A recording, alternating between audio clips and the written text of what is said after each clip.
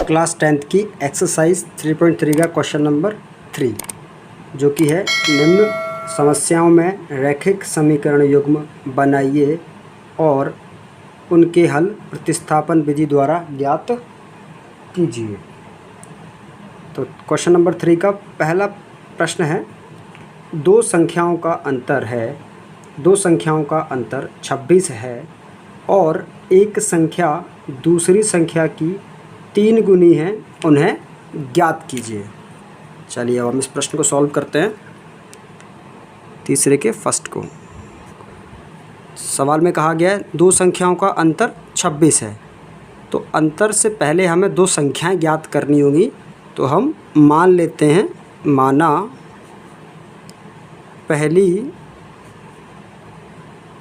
संख्या x है तथा दूसरी संख्या y है। अब प्रश्नानुसार जैसा कि हमसे प्रश्न में कहा गया है, दो संख्याओं का अंतर 26 है। अंतर मतलब उनका माइनस, तो पहली संख्या x को माइनस करते हैं y से तो आपको मिलता है 26, जो कि होगा हमारा समीकरण नंबर 1। आगे कहा गया है एक संख्या दूसरी संख्या की 3 गुनी है। तो एक संख्या मैंने कहा पहली संख्या जो है वो बराबर है दूसरी संख्या के 3 गुने से, तो ये हो जाएगा समीकरण नंबर 2। अब यहाँ से प्रतिस्थापन विधि से इसको सॉल्व करना है। कहा भी गया है प्रतिस्थापन विधि से इसको सॉल्व करते हैं।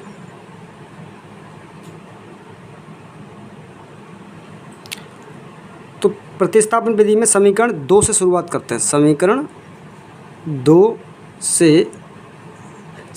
से x या y का मान निकाल लेंगे और समीकरण 2 में हमें x का मान सीधे सीधे दिया हुआ है, x बराबर 3y, ये हो जाएगा समीकरण नंबर 3। और x का मान समीकरण अब 2 में नहीं रख सकते क्योंकि हमने समीकरण 2 से x का मान निकाला है। अब हम x का मान समीकरण 1 में रखेंगे, तो आगे लिख सकते हैं x का मान समीकरण 1 में रखने पर समीकरण 1 है हमारा x माइनस वाई बराबर 26। समीकरण 1 में x का मान रखते हैं जो कि है 3y माइनस वाई बराबर 26। 3y में से 1y घटाऊँगा तो आएगा आपका 2y बराबर 26। तो y बराबर 26/2, जो कि क्या आएगा y बराबर 13। हमारी दूसरी संख्या निकल के आ गई, जिससे कि हम पहली संख्या निकाल सकते हैं। और पहली संख्या निकालने के लिए क्या करेंगे, y का मान समीकरण 3 में रख देंगे। y का मान समीकरण 3 में रखने पर समीकरण 3 है हमारा x बराबर 3y, तो y की जगह हम लोग 13 रख देंगे, तो x का मान कितना आ जाएगा 39। हमारा x का मान निकल के आ गया, y का मान निकल के आ गया। हमें क्या ज्ञात करना था, संख्याएं ज्ञात करना था। तो संख्या लिखेंगे अब हम लोग, अतः पहली